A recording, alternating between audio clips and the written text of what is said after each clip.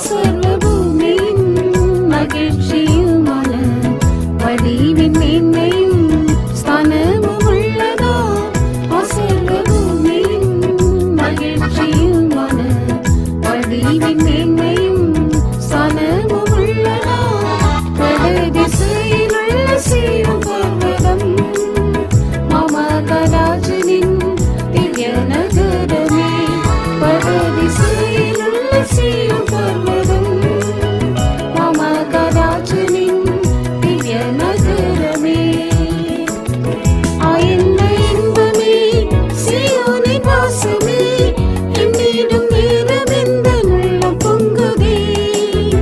ஆயன்ன இன்பமே சீயோனின் வாசமே என்னிடம் ஏறவெந்த உள்ளம் பொங்குதே என்னை சரீசுவோடு என்று சேர்வினோ சேவித்து நேசித்திடவே என்னை சரீசு